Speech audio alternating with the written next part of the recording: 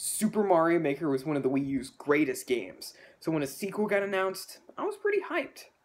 So, the question that must be asked, does the sequel live up to the first one and improve on it? Or should I just stick to the original? Let's find out. Something I noticed while playing Super Mario Maker 2 was just how pretty it looked. The colors pop, and the increased resolution makes the picture even smoother. The music's also great. Mario's always had a great soundtrack, and with new tracks composed by Koji Kondo himself, the music almost never gets old. And on a bit of a side note, I'm pretty sure they increased the pitch of the Super Mario Bros. And Super Mario Bros. 3 ghost houses, and they just don't sound as good as they did in the first game. But they're just outliers in otherwise fantastic soundtrack. Moving on to how the game plays. It's smooth. After watching Arlo's review of New Super Mario Bros. U Deluxe and playing it myself a little earlier in the year, I noticed the controls were a bit slippery. Fortunately, I'm pretty sure that Super Mario Maker 2 uses the same gameplay engine throughout all of the 5 gameplay styles, and the controls are, luckily, very snappy and responsive. And if I had to compare it to any Mario game, I would probably say that the physics are most similar to Super Mario World. Speaking of which, I've heard a few people talk about how the Mario World style feels a bit different than in Super Mario Maker 1, but I personally haven't felt any difference. There's also a story mode to play through in this game, which I really appreciate. The original had sample courses, and the 3DS one also had a collection of sample courses, but now there's this 3D hub world, and you play stages to earn coins, which help rebuild Peach's castle.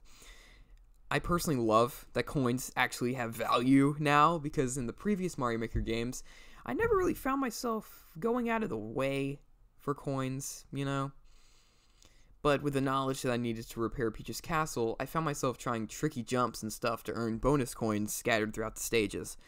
Because of the need to collect coins, story mode feels very fresh, and it's very enjoyable to play. Now, the thing that would make playing impossible if it didn't exist. The Make mode. The editor has been almost doubled with features, and wow! Can I just say, the radial menus look awesome? Like, wow! The tools being organized in categories really helps when you're looking for something. You know, like, okay, I could use a note block to spice up this platforming segment. I'll just look in the terrain section. While in the original, it was a bit more difficult to find what you were looking for. But the new features themselves are pretty good. The on-off switches alone are a massive addition, and I could see them being used for those crazy Mario Maker computers and stuff like that. Same goes for the brand new night themes. These add new gameplay twists into the course themes, like how the night sky theme lowers gravity and allows you to almost float. Or, the subjectively worst one, Night Underground, which flips the screen upside down. Imagine the troll levels with an upside down screen. But how does it all control? What's the point of all these new features if making doesn't control well?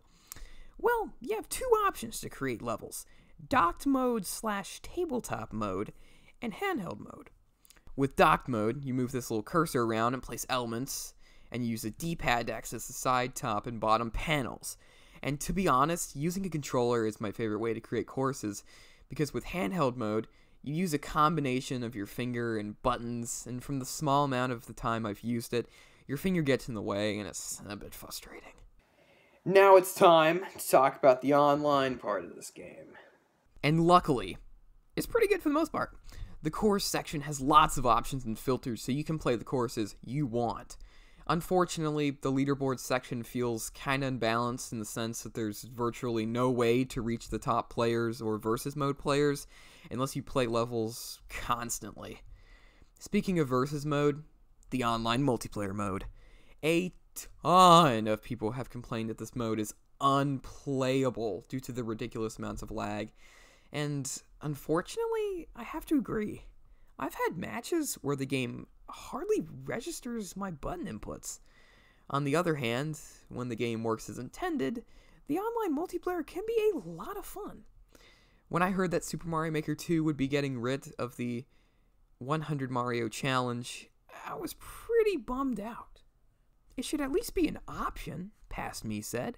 Little did I know that Endless Challenge was just as enjoyable! Endless Challenge is basically an endless gauntlet of levels, and due to you starting with less extra lives, 1-up mushrooms have more value, which is awesome, because 1-up mushrooms have had very little value in Mario Maker until now.